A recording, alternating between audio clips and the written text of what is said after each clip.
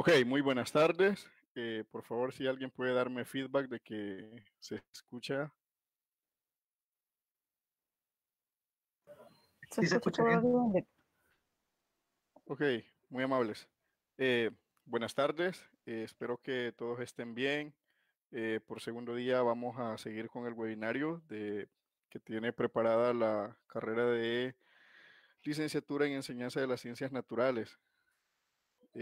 Dentro del marco de este webinario, ayer tuvimos unas ponencias pero que muy interesantes, ¿no? Entonces, incluso también el nivel de interés de parte de los estudiantes y de las personas fue notable. Es decir, yo estuve ahí tomando un poco de datos, ¿no? De personas que estaban conectadas e incluso a pesar de que la hora ya ayer se hizo tarde, la gente siguió conectada, ¿no? Y después incluso en las sesiones de preguntas se pudo evidenciar el nivel de interés, ¿no? El nivel de impacto de este webinario. Así que felicitar a la licenciada Claudia Santos por este esfuerzo, a las coordinadoras de cátedra que le han estado apoyando. Entonces, este día vamos a comenzar con las hormigas, la producción de frutos y dispersión de semillas. Este es presentado por el maestro Javier Ibarra. El maestro Javier Ibarra es graduado de la Universidad de El Salvador, de la Escuela de Biología. Tiene una maestría de Unicamp en Sao Paulo, Brasil, y actualmente es candidato a doctor por la Universidad Concordia en Montreal, Canadá.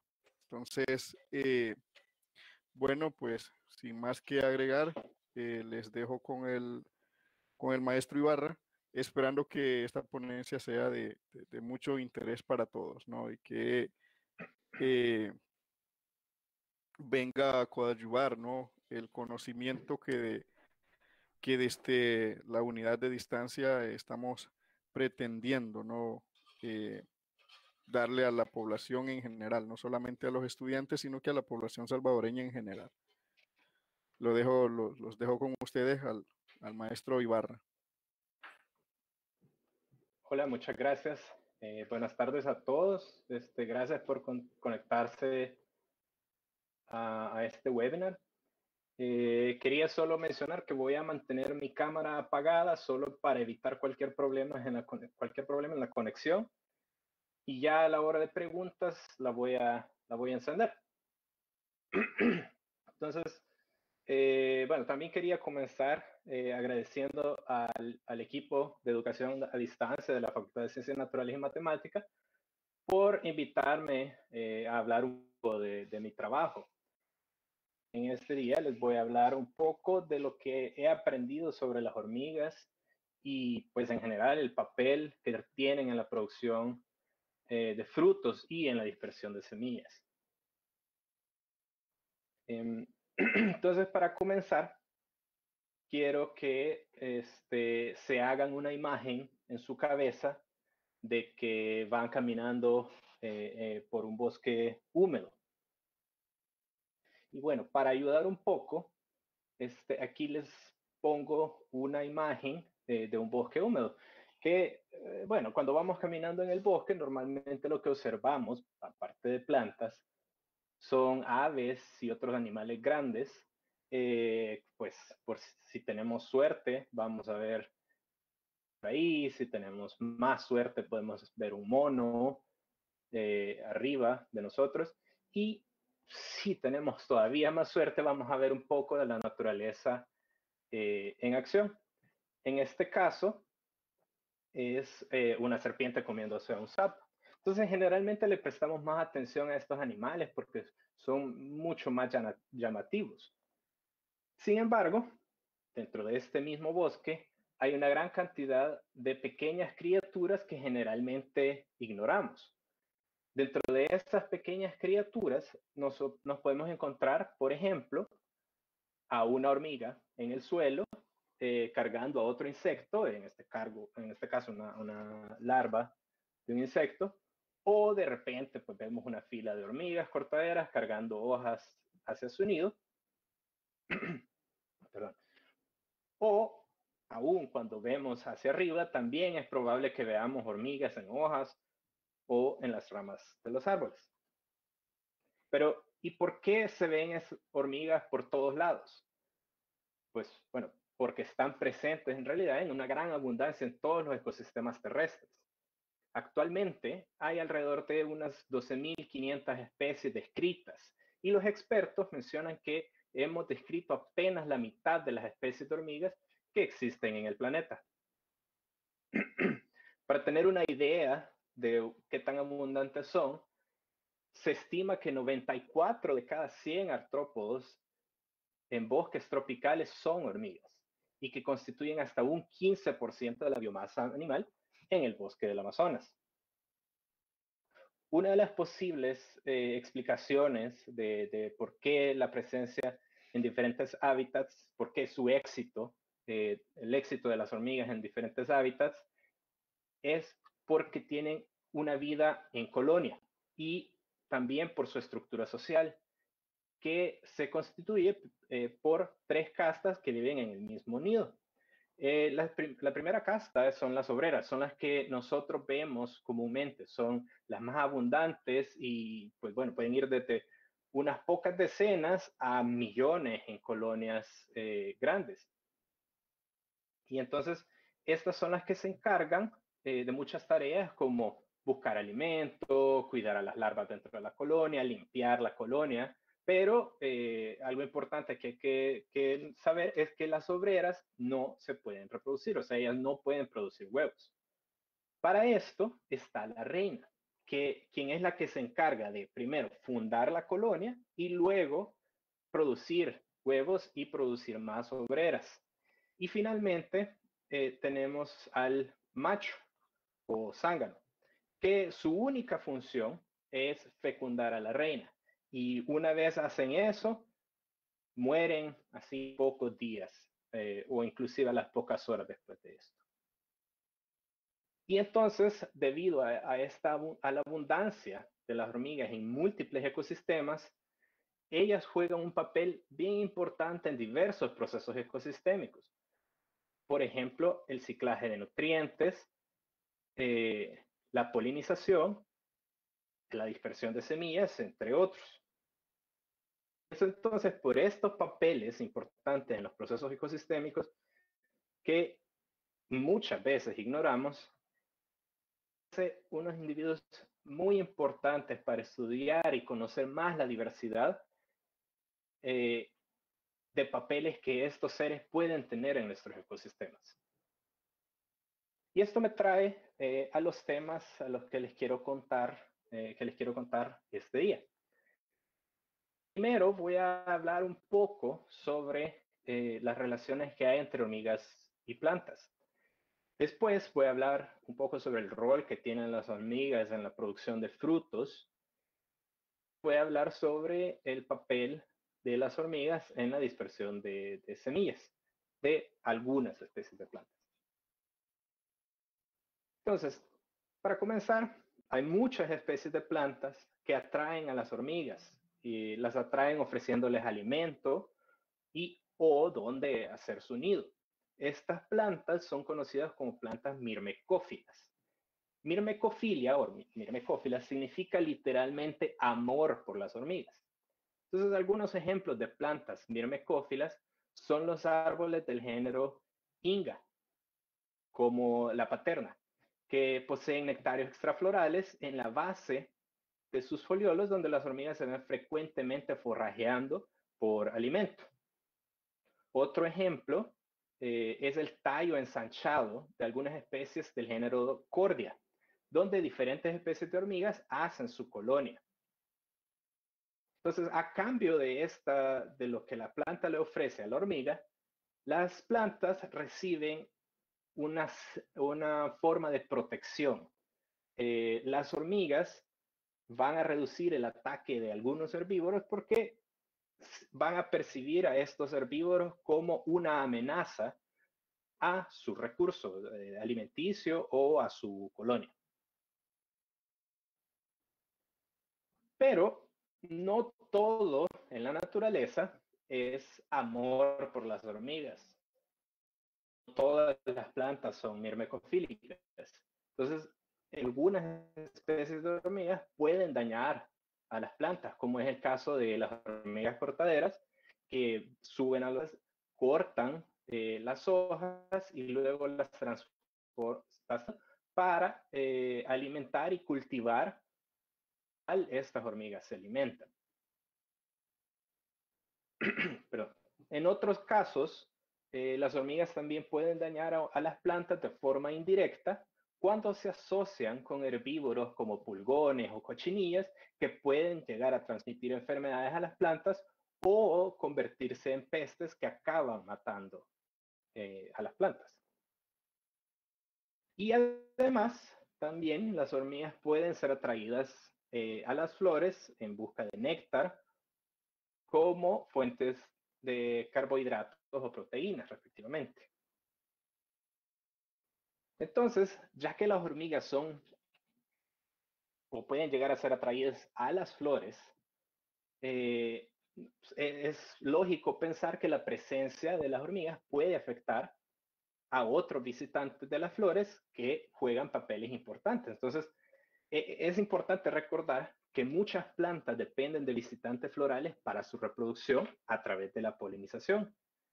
Entonces, esto nos lleva a la pregunta, ¿cómo la presencia de hormigas cerca de las flores afecta a estos potenciales polinizadores?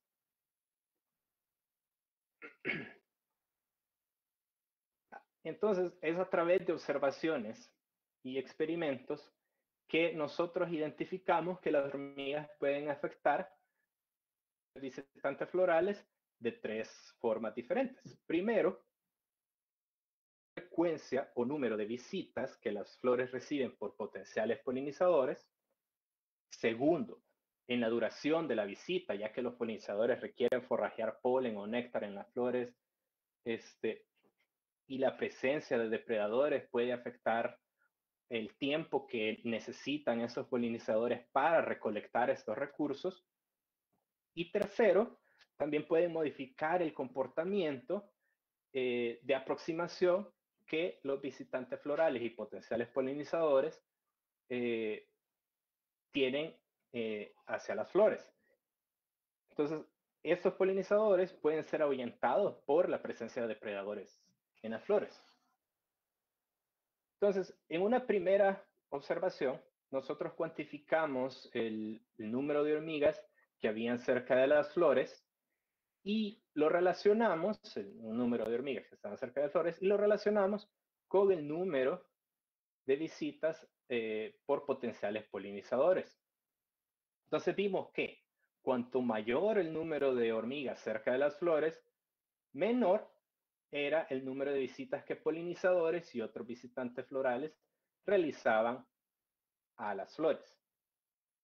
Entonces, algo importante quizás que destaca esta gráfica también es que aun cuando hay muchas hormigas, todavía hay visita de polinizadores.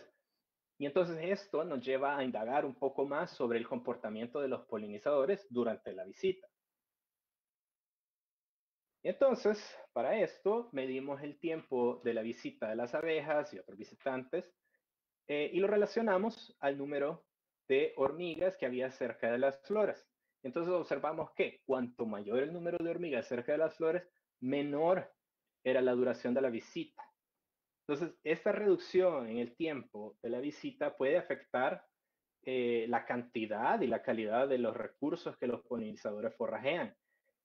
Y en muchos casos, este tiempo no es suficiente para que los granos de polen se les pegue al cuerpo a los polinizadores y así anden dispersando estos granos de polen a otras flores.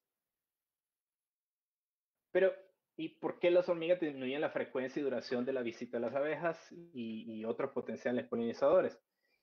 Y entonces hay que recordar que las hormigas son generalmente muy agresivas cuando defienden sus recursos. Vaya usted a hacer la prueba, vaya a molestar un nido de hormigas y póngale la mano ahí. va a ver lo agresivas que pueden ser. Y entonces, en el caso de que las hormigas anden forrajeando en las flores, cualquier otro visitante que ellas detecten, esto lo consideran como una amenaza para su comida. Y entonces, muchas veces hay especies de hormigas que se quedan haciendo tipo guardia para cuidar sus recursos. Y que casi que podríamos decir que está la hormiga desafiando a los otros visitantes a acercarse. De hecho, en esta foto pueden ver a esta hormiga que está parada en la flor amenazando. Estaba eso literalmente la foto. Yo cuando la tomé podía uno acercarle el dedo y ella iba a seguir con su mirada el dedo de lo tan agresivas que pueden llegar a ser, al menos esta especie de hormigas. Entonces, considerando esto, decidimos realizar un experimento para comprobar si las hormigas modifican el comportamiento de la aproximación de los potenciales polinizadores. Entonces, lo que hicimos fue colocar dos especies de hormigas, años parecidos y que observamos frecuentemente en las flores. De hecho, esta hormiga que está aquí es la que pudieron ver en la foto en la diapositiva anterior. Y lo que hicimos fue poner a las hormigas en alfileres y las pusimos cerca de las flores para observar cómo las abejas se comportaban al ver las hormigas. Entonces, para verificar que este efecto se debía a las hormigas y no al alfiler, colocamos también dos tratamientos, uno sin la hormiga y otro solo con el alfiler para ver si el alfiler asustaba también a las abejas. Y entonces, en la gráfica pueden ver ustedes que cuando no hay hormigas, la cantidad de abejas y potenciales polinizadores que posaban en flores es bastante alta. Pero cuando ya había el tratamiento con las dos hormigas, esa cantidad de pozos disminuía. Y es importante que noten también que este efecto también es más intenso en una especie de hormiga que en otra. En este caso, en esta especie que se llama Ectatoma brunium, que, como les mencioné, es muy agresiva y es definitivamente más agresiva que esta especie Camponotus rufibus. Y bueno, estos resultados son también respaldados con patrones naturales de comportamiento. Entonces, en la gráfica, ustedes pueden ver el número promedio de individuos que visitaban las flores, separados en hormigas y otros visitantes, a lo largo del día. Entonces, aquí podemos ver que cuando habían más hormigas a las 10 de la mañana y también a las 4 de la tarde, visitantes florales alados, como las abejas, disminuye. Y en cambio, cuando la cantidad de hormigas disminuye, vemos nosotros un aumento en la cantidad de visitas por abejas y otros visitantes alados. Entonces, esto nos puede llevar a pensar que los polinizadores y otros visitantes tienden a evitar visitar las flores en horarios en que las hormigas se encuentran más activas para evitar ser atacadas. Además, los resultados de nuestras observaciones y experimentos también nos llevan a pensar que la presencia de hormigas cerca de flores y sus consecuencias del comportamiento de los polinizadores puede llegar a tener efectos negativos en la formación de frutos y semillas. Y entonces esto nos lleva a la siguiente pregunta, de cómo la presencia de hormigas cerca de flores afecta la producción de frutos y semillas. Y entonces, para responder esta pregunta, realizamos un experimento en el cual permitimos la presencia de hormigas cerca de las flores que excluimos a las hormigas. Entonces, lo que encontramos fue que cuando había hormigas presentes cerca de las flores, la proporción de frutos y semillas formados era menor comparado con el tratamiento que sí tenía a las hormigas. Entonces, esto nos lleva a concluir que la presencia de las hormigas cerca de las flores reduce la cantidad de frutos y semillas formados.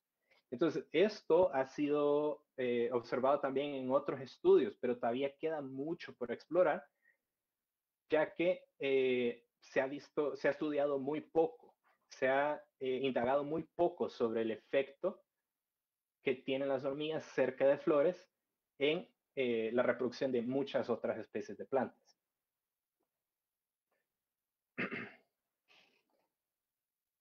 Y bueno, se ha hipotetizado que, dado que las hormigas pueden tener estos efectos negativos cuando están presentes cerca de flores, se ha hipotetizado que algunas especies, perdón, ay, estoy teniendo problemas aquí con, ya, perdón, que se ha hipotetizado que algunas plantas han desarrollado estrategias como los nectarios extraflorales o aún compuestos orgánicos volátiles que llegan a modificar el comportamiento de las hormigas, que al final atraen a las hormigas hacia las hojas y las mantienen alejadas de las flores. Un ejemplo de compuestos volátiles es, por ejemplo, cuando uno va y daña una hoja de un guarumo, usualmente a los pocos minutos esa hoja ya está llena de hormigas, porque esos volátiles son químicos que atraen a las hormigas para ir a defender la hoja que está siendo atacada. Bueno, después de ver estos resultados, quiero destacar que caracterizar a las interacciones entre hormigas y flores como totalmente negativas es inadecuado, porque las relaciones entre hormigas y plantas y otros organismos son sumamente complejas. Y es por esto que es importante continuar evaluando el resultado que tienen estas relaciones, estas interacciones en diferentes ambientes y con diferentes especies. Y también porque hay evidencias de efectos positivos de la presencia de hormigas en flores para las plantas. Por ejemplo, hay evidencias de polinización por hormigas y también hay evidencias que la presencia de hormigas puede beneficiar a la planta porque reducen el ataque de herbívoros de flores y frutos. Y entonces es importante que nosotros consideremos también a las hormigas como algo positivo para las flores. Y entonces, para entrar un poco en ejemplos, en el caso de la polinización por hormigas, yo tuve la oportunidad de trabajar con esta planta que se llama Blutaparum portulacoides de la familia Amarantaceae. Y entonces esta planta ocurre en playas y pues bueno, se imaginarán lo duro que me tocó trabajar cerca de una playa. Bueno, esta especie de planta tiene múltiples flores agrupadas en inflorescencias muy cerca del suelo. Y la verdad, en nuestras observaciones vimos que era frecuentemente visitada por hormigas, aún más que otros visitantes alados. Y entonces esto nos llevó a hacernos las preguntas de que si las hormigas son los visitantes de flores más frecuentes, ¿cuál es la contribución de las hormigas a la polinización de esta planta? Y entonces, para responder esta pregunta, realizamos un experimento de exclusión selectiva. En este experimento tenemos 4 tratamientos. El primero, como control, dejamos las inflorescencias inalteradas.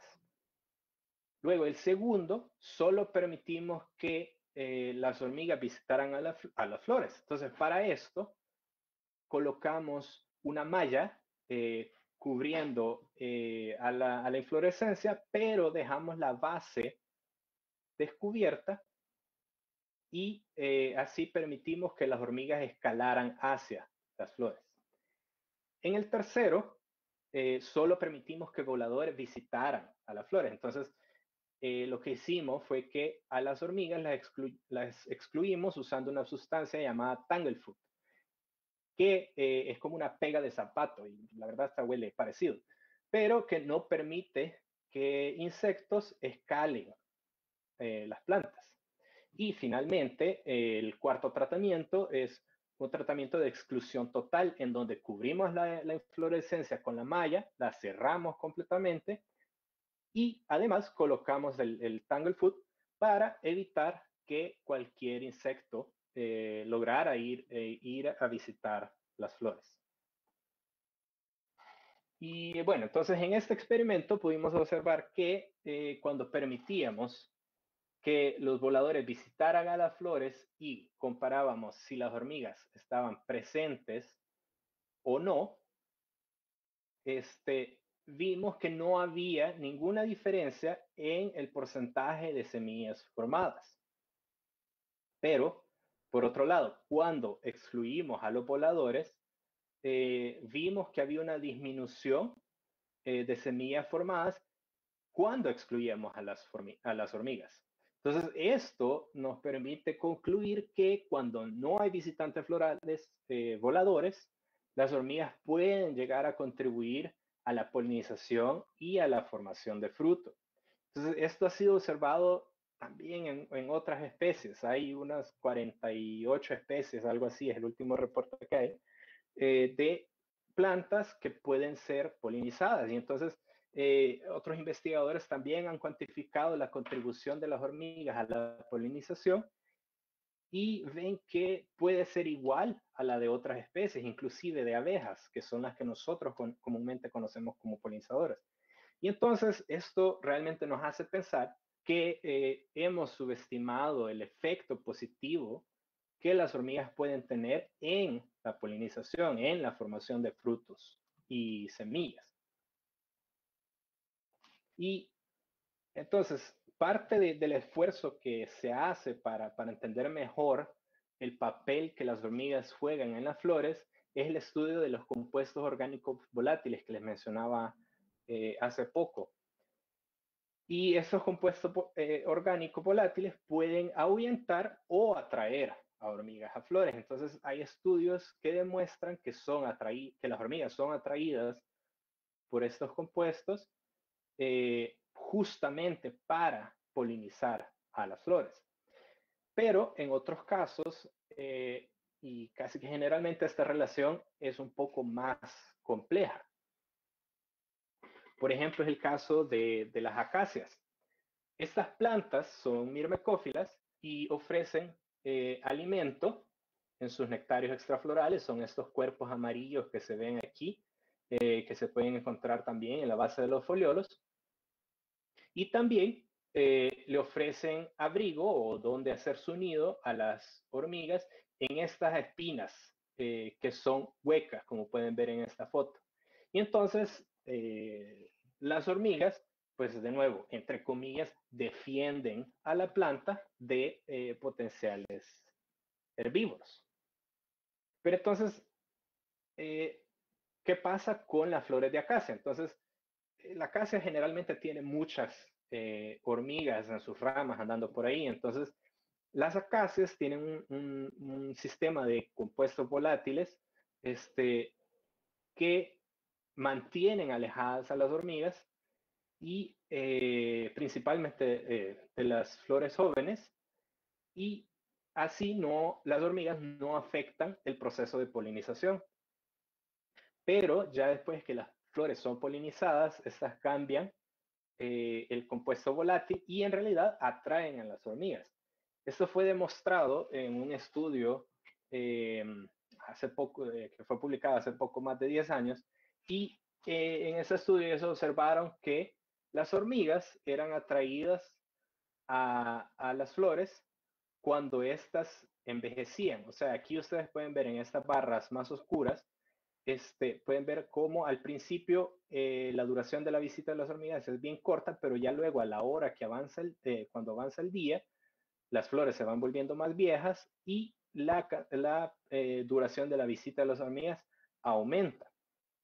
Y entonces, por otro lado, ustedes pueden ver que en las flores viejas la duración de la visita de las hormigas se mantiene más o menos constantes. Entonces, esto los investigadores concluyen que puede ser como una estrategia de la planta para atraer hormigas a las flores recién polinizadas. Entonces, que mientras que la planta crea sus propias defensas contra herbívoros para proteger sus frutos recién formados, atrae a hormigas que van a protegerla.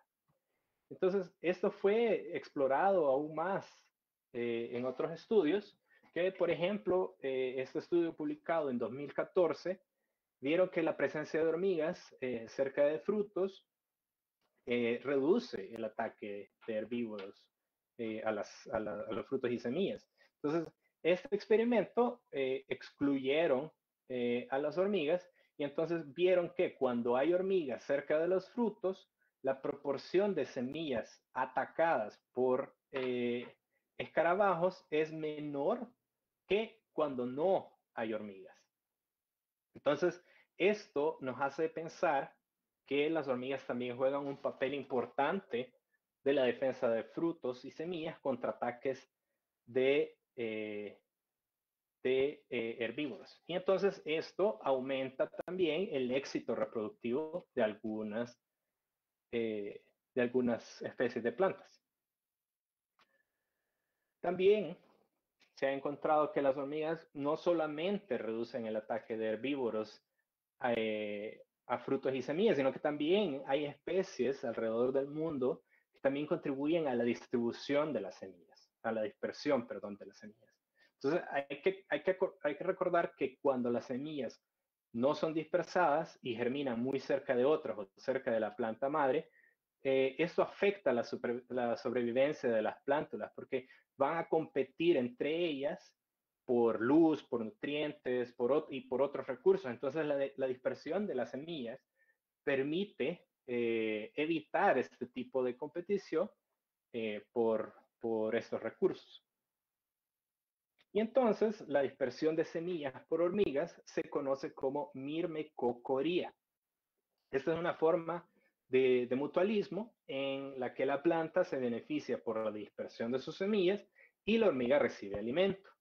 Este tipo de dispersión se ha encontrado más o menos en unas 80 familias de plantas alrededor del mundo y juega un gran papel en muchas comunidades de plantas, especialmente en bosques templados de Europa y de América del Norte y en algunas zonas arbustivas secas de Sudamérica, Australia y África. Entonces, en esta relación mutualista, como les mencioné, las diferentes especies de hormigas recogen y transportan los frutos y las semillas, la mayoría de los cuales tienen unos apéndices que se llaman eleosomas, que literalmente significa cuerpos grasos, que contienen nutrientes y o atrayentes para las hormigas. Entonces, las hormigas se llevan estas semillas al nido y ahí alimentan a sus larvas con los eleosomas, dejando el resto de la semilla todavía viable y con capacidad de germinar en un sitio apartado del nido donde acumulan hormigas muertas y otros desechos que van a servir como abono mismo para la germinación de esta semilla. Entonces ustedes pueden ver aquí en la diapositiva esta especie de hormiga, son varias especies de hormigas que retiran la semilla de esta planta. Eso blanco es el eleosoma.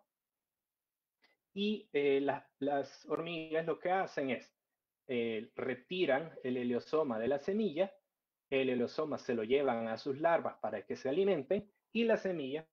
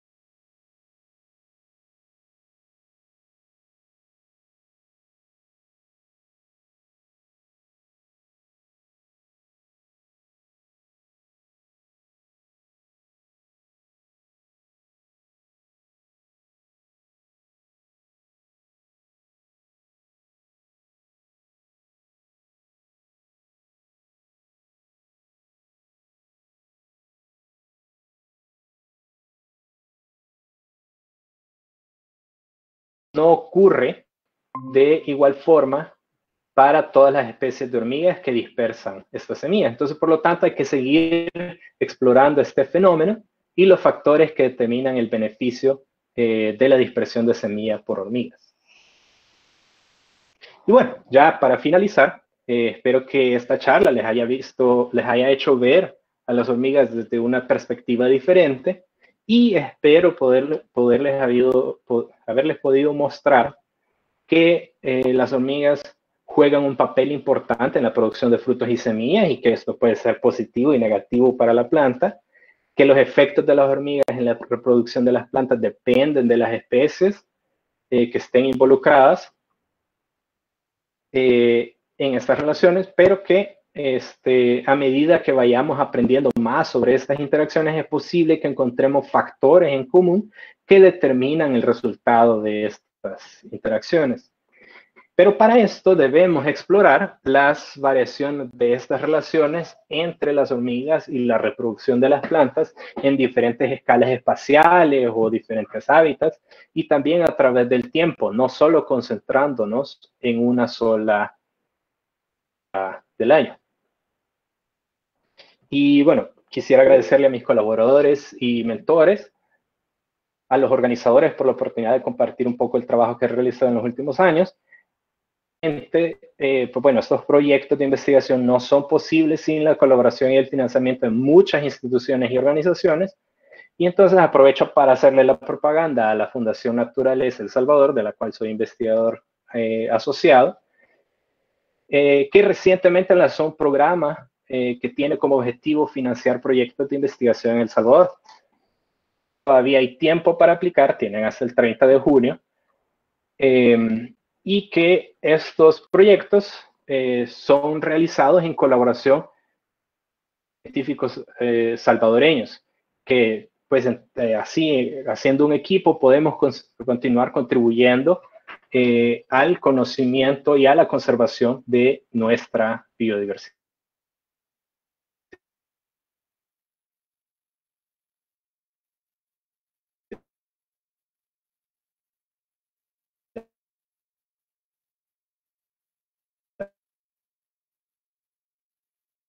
Con correo electrónico que está aquí o por Twitter. Muchas gracias.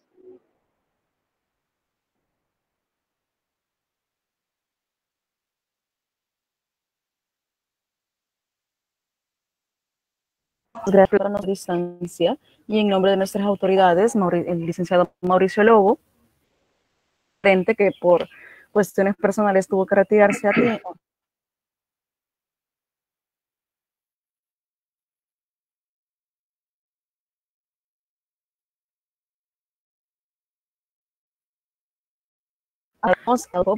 Porque por ahí preguntaban por qué la hora, entonces nada más aclarando la situación, ¿verdad? Entonces, nuevamente, muchísimas gracias por tan importante ponencia, porque como pues sí, a todo el mundo piensa que las hormigas fácilmente son como cualquier animalito que no tiene ningún tipo de relevancia dentro de nosotros.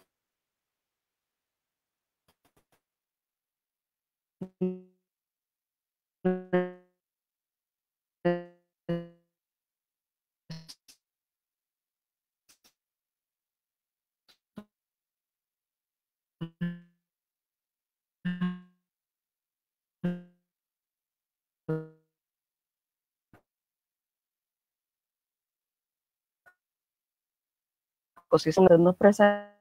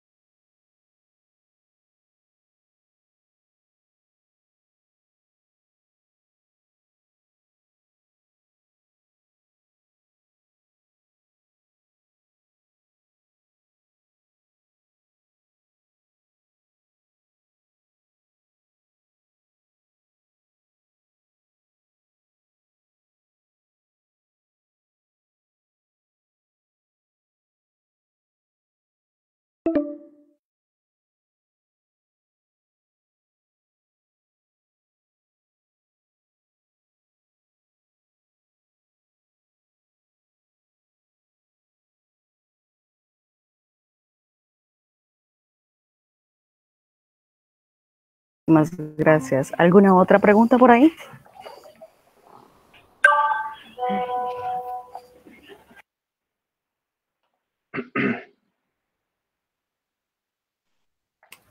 Sí, quería saber a primera mano, ya que en la producción de miel, en las colmenas, existe mucha hormiga carreadora. Ahí hay mucha hormiga de esa. Entonces algunos apicultores mencionan de que se debe a que las colmenas están débiles. ¿Existe alguna relación en cuanto a eso? ¿O hace alguna, ¿cómo se llama? ¿Alguna relación la hormiga con la abeja también ahí en ese caso? Pues la verdad, no sabría responder esta pregunta porque desconozco algún estudio, alguna observación que se haya hecho al respecto. Lo que puedo imaginarme basado en mi experiencia y lo que he conocido es que las hormigas, ellas en realidad no es que se aprovechen de cuando algo está débil o cuando... No, ellas andan por el mundo y andan buscando alimento. Entonces da la casualidad que encuentran estas colmenas débiles que las abejas no pueden proteger. Entonces puede ser que por ahí vaya el asunto, pero como le repito, la verdad no sé.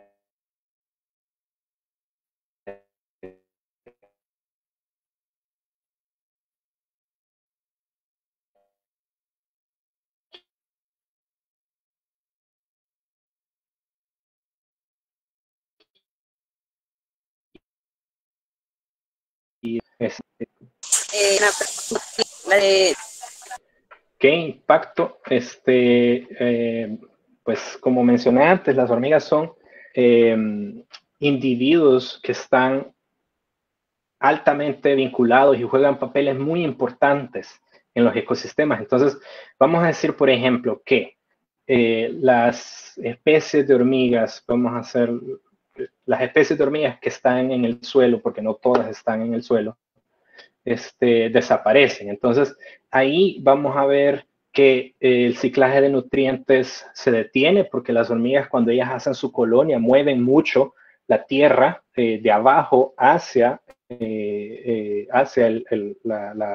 la primera capa del suelo, y esto nutrientes también, la construcción de sus colonias permite el flujo dentro del suelo. Entonces esto oxigena y alimenta la microbiota que existe dentro de los suelos, que puede a muchas plantas. Entonces ese es un pequeño ejemplo, que si las hormigas desaparecen, este tipo de servicio, digamos, que ellas prestan, sería. Y eso es para un ejemplo que pueden haber.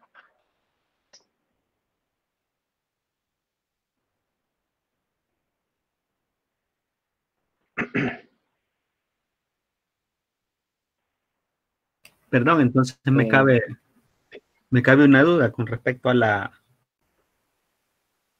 esta de la hormiga, que está bastante interesante. Entonces, sí, nosotros lo que debemos de hacer, licenciado Ibarra, exactamente el género y la especie de la clasificación taxonómica, ya que hay algunas que problemas, digamos, a los árboles, a la hoja, ¿verdad? Y todo eso son cortadoras y causan problemas a las plantas. Entonces, hay otras que son indicadoras, por ejemplo, la carreadora, ¿verdad? Esa es una indicadora biológica en cuanto al agua, ¿verdad? Sí. Que supuestamente hacia donde se va desplazando esa hormiga, así es como va huyendo supuestamente de donde va a caer la lluvia. Uh-huh. Entonces sería necesario saber de taxonomía como para identificar las cuales son buenas en este caso para este tipo de fertilización, digamos, y cuáles son dañinas. Pues la verdad, o sea, tener conocimiento de taxonomía sí es una ventaja, no es necesario. O sea, uno puede clasificar a las especies con base, hay algo que se conoce como morfoespecies, que básicamente uno dice, esta hormiga es roja con espinas. Entonces ya yo sé que la especie roja con espinas hace tal cosa. O esta negra peluda hace tal otra. Entonces uno puede crear eso sin necesidad de tener conocimiento sobre taxonomía. Y especialmente si uno no tiene acceso a este tipo de conocimiento, pues porque si uno puede preguntarle a los expertos, le puede mostrar una foto, ¿cómo se llama? Esta plataforma iNaturalist, que se usa mucho ahora para obtener datos de dónde las especies están ocurriendo. Entonces, ahí hay muchos expertos que también comentan y escriben, esta especie es tal. Y entonces no es necesario tener este conocimiento de primera mano taxonómico, pero sí puede llegar a ser una ventaja a la hora de estudiar a las hormigas.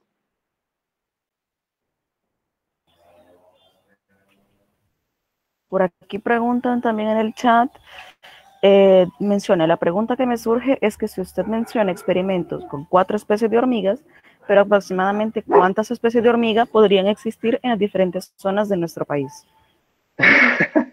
Eso es una pregunta excelente y la verdad se han hecho muy pocos estudios sobre la identidad de las hormigas que hay en las diferentes zonas de nuestro país, pero sí, estos estudios tienen el problema que son limitados a cierto número de especies, pero a veces en estos estudios uno no puede agarrar todas las especies posibles que hay en el área, porque en un espacio de 50 metros por 50 metros, allá en El Salvador o pues en los trópicos, uno puede encontrar 80 especies diferentes de hormigas. O sea, es una cantidad impresionante. Tal vez en otros lugares del mundo, tal vez sí se pueda, porque la cantidad de especies de hormigas es menor. Donde yo estoy, en toda la provincia donde yo me encuentro, en Quebec, en toda la provincia, que será que 20 veces más grande que El Salvador, en toda la provincia hay unas 90 especies. En El Salvador habrán fácil más de 500, pero la verdad no recuerdo haber visto algún registro. Hay muchos estudios en otros países, pero en particular el país no. Entonces, se concentran solo en este número limitado de especies un poco para lograr entender, empezar a entender. Ya luego, cuando empezamos a construir nosotros esta base de conocimiento, ya podemos ir incluyendo más especies y hacer un poco más complejo de experimentos.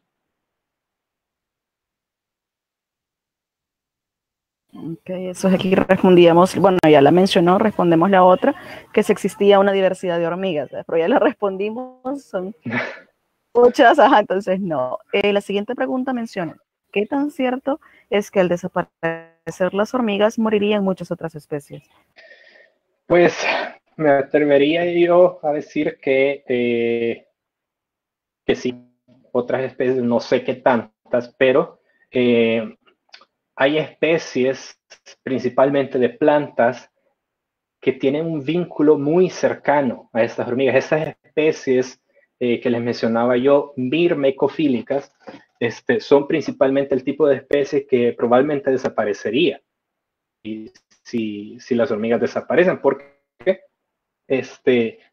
depende de la presencia de las hormigas. Por ejemplo, las cecropias o los guarumos. Los guarumos tienen esos nectarios extraflorales y también tienen un tronco hueco en el nido de las hormigas. Entonces, las hormigas defienden a las plantas de otros herbívoros. También, las hormigas, ellas defecan dentro de las cámaras y esto provee de nutrientes a los guarumos. Entonces, tienen este vínculo que va más allá de solo defender de herbívoros. Entonces, estas especies que tienen estos vínculos tan cercanos con las hormigas serían las más vulnerables si las hormigas desaparecen. Como el caso del Liscanal también, ¿no? Sí, sí, las acacias que mencionaba. Claro.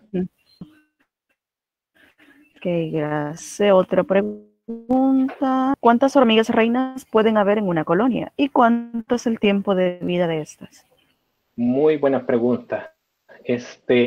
La verdad, hay especies, el número de reinas dentro del nido varía según la especie. Entonces, hay especies que solo hay una reina. Especies que al fundar la colonia, varias reinas y construyen la colonia juntas. Pero una vez la colonia va alcanzando un cierto nivel de madurez, toma el control y básicamente mata a las otras reinas. Yo tuve la experiencia de andar buscando nidos de hormigas en troncos muertos con un cementerio de reinas. Y entonces cuando vi la otra colonia completa, la verdad esto es bien como de ciencia ficción, como que hay guerras internas de las hormigas. Y también hay otros casos en que estas reinas siempre viven juntas. Entonces, básicamente juntan sus dos colonias. Y eso es especialmente importante para algunas especies invasoras de hormigas, que cuando van creciendo sus colonias y sus colonias se encuentran debajo del suelo, básicamente juntan fuerzas para crear una mega colonia. Y entonces ustedes pueden buscar, los invito a buscar imágenes y videos en internet de las supercolonias. Entonces estas colonias son de millones y millones de obreras y muchas, miles de reinas. Entonces tenemos este espectro de especies que solo tienen una reina, especies que al fundar tienen varias reinas pero luego mueren, y tenemos el otro en donde hay muchas reinas cohabitando dentro del mismo nido. Y para responder la pregunta de cuánto tiempo de vida tienen, eso también depende de la especie. Generalmente especies pequeñas tienen un tiempo de vida de 1 o 2 años, las reinas. Las obreras generalmente viven de 2 meses, 3 meses. Pero hay otras especies que ahorita se me viene a la mente la especie de hormiga carpintera del género Camponotus, que la reina puede llegar a vivir 30 años, si mal no recuerdo, mínimo 20. Entonces tienen un tiempo de vida muy, muy, muy largo, las reinas. Qué interesante, ¿no? O sea, básicamente son como una mini sociedad, por decirlo de una manera. Sí, en muchos aspectos mejor que la sociedad humana, más organizada, pero ese es tema para otros de ciencias sociales. Es correcto. Bueno, aquí pregunta siempre Jairo Hueso, ¿es recomendable combatir las hormigas en los huertos? Esa es una excelente pregunta, porque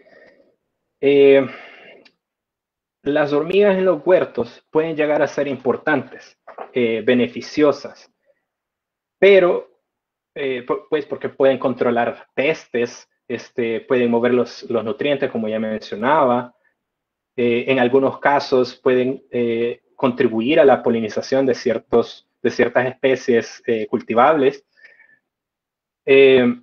Pero generalmente hay ciertas especies que hacen estos servicios. Entonces, no todas son así. Entonces, ahorita conocemos muy poco de cuáles especies son realmente benéficas para los huertos. Entonces, es una respuesta así de sí, pero no, porque sí son pestes, pero no son pestes. Entonces, un poquito es una pregunta que todavía necesitamos estudiar más para poder responder adecuadamente.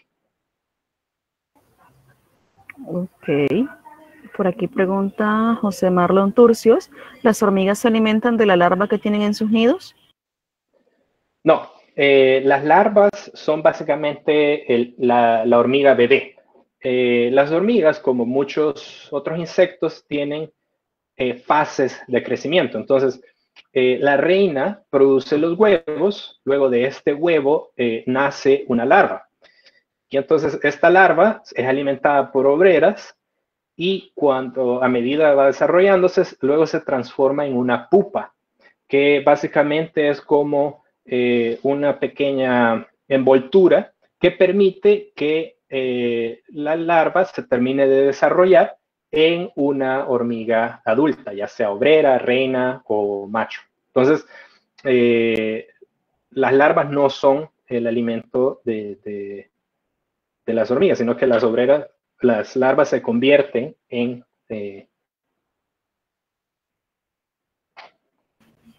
Perfecto. Sí, creo que por aquí había una que mencionaba algo al respecto. Sí, las reinas son alimento para los huevecillos. Eso preguntaban por aquí también. Que si las reinas son alimento para los huevos. Ajá.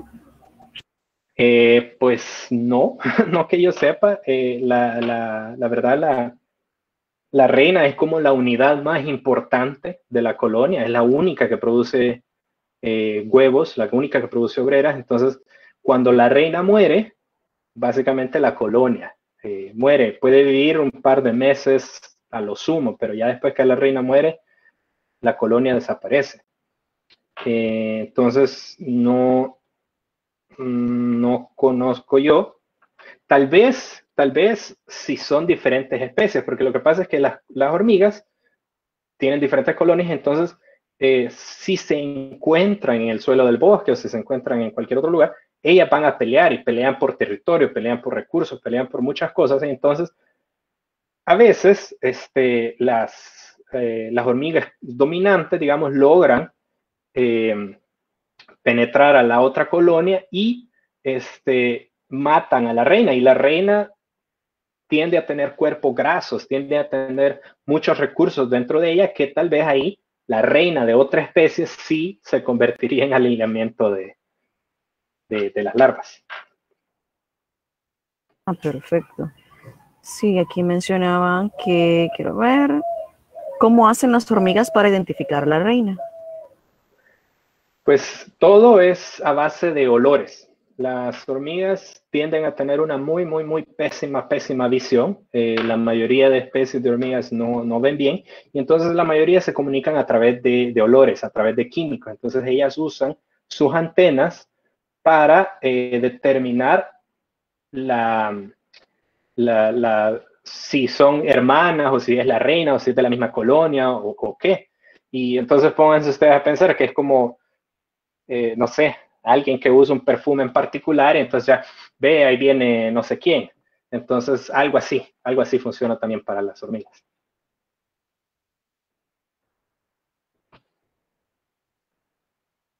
Muy bien, aquí preguntan entonces, ¿qué comen las hormigas? Pues comen de todo. Hay especies que son particularmente quisquillosas, vamos a llamarlo así, que se alimentan únicamente de insectos que encuentran en el camino ahí muertas. Hay otras especies que comen literalmente de todo. Hay otras especies que se alimentan específicamente de semillas, por ejemplo, esas hormigas granívoras que les mostré en las diapositivas.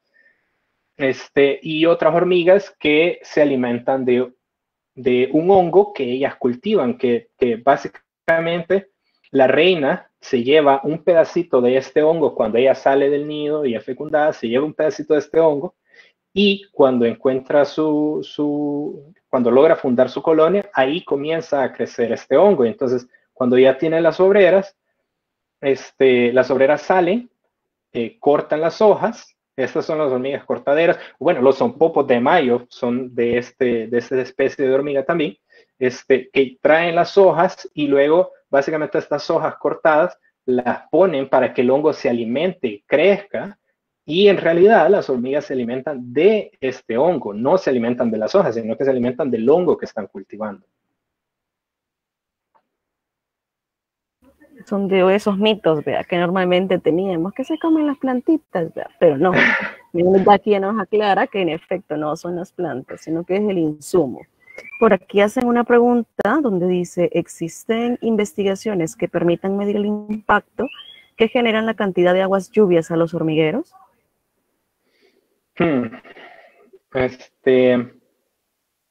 Pues no sé si exactamente en esa línea de pregunta, pero por ejemplo, hay una especie de hormiga que es la hormiga de fuego, se le conoce, que ella en su hábitat natural vive en bosques que se inundan constantemente. Entonces ella ha desarrollado estrategias que ella se convierte en una bola de obreras, básicamente, que permite que flote. Y entonces ustedes pueden ver videos en internet, pueden poner ahí hormigas que flotan y ahí van a encontrar también esta misma bola. Es tan impresionante que físicos han intentado estudiar la viscosidad, porque se comporta como que fuera un aceite, una miel, esta bola de hormigas. Entonces es una cosa fantástica. Entonces, tal vez que estudios que vean realmente el impacto de aguas lluvias sobre los nidos de hormigas, no, pero están estos ejemplos que hay hormigas que tienen estrategias para sobrevivir cuando hay demasiada lluvia.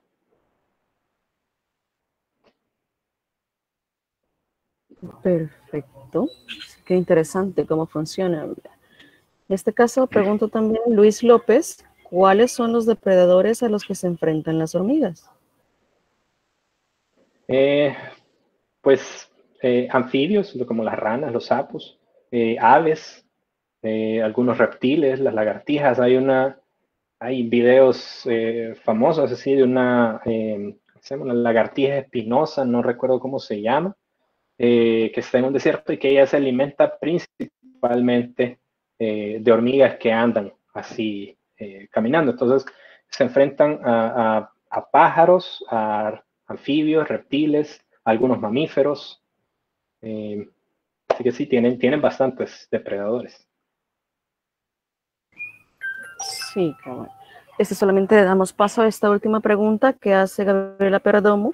¿Hay especies de hormigas que tienen alguna sustancia dañina que puede llegar a ser peligroso cuando nos pican?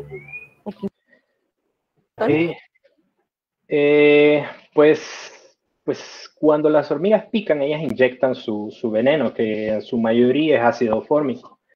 Y lo más que nos va a pasar es una picada que se nos va a hinchar, que nos va a picar, nos va a doler, porque pues es algo que no es bueno. Pero yo sé, por ejemplo, mi supervisor de mi maestría, él de tanto trabajar con hormigas se convirtió en alérgico. Y entonces él ya no podía trabajar en campo, porque si le llegaba a picar una hormiga, él podía tener una reacción alérgica muy fuerte y entrar en shock anafiláctico. Pero no todas las personas son así. La verdad es que he conocido muy pocas personas que sean alérgicas o que puedan tener este peligro por la picada de las hormigas. Así que, pues sí, tampoco es para andarse dejando picar por las hormigas, porque la verdad sí duele, y duele bastante. Sí, más que todo la león, creo, la misma de fuego, es la que definitivamente no es nada alegre eso.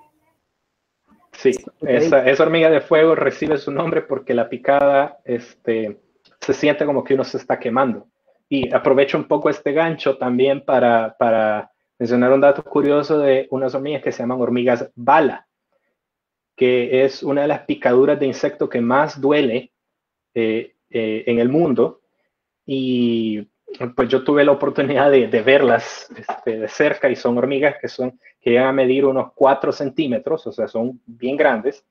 Y su picada, pues la gente que ya está acostumbrada, dicen que duele por 8 horas. La gente que ya está acostumbrada. Entonces, nosotros, los simples mortales, que solo estamos jugando ahí con las hormigas, me imagino que dolerá mucho, mucho, mucho, mucho más. Y eso siempre se debe a la cantidad de ácido fórmico que le inyectan. ¿O tendría algún tipo de componente diferente? Sería la concentración de este ácido fórmico y de otros componentes también. Generalmente las hormigas que son predadoras, o sea, que se alimentan de otros insectos, son las que tienen la picadura más fuerte.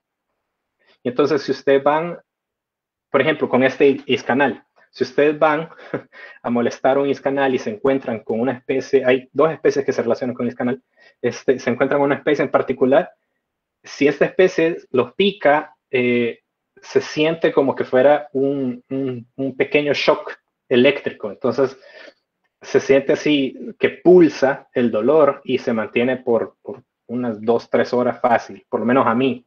No sé si durará más en otros casos o menos. Ah, perfecto.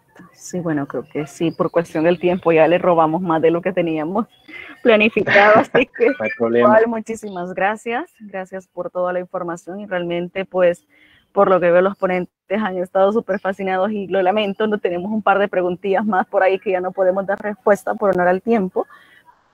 Quedan los contactos del maestro Ibarra para que puedan hacerle las preguntas y resuelvan sus inquietudes. Entonces, le voy a dar la palabra a la licenciada Delmi Palacios para que nos dé las palabras de cierre ya.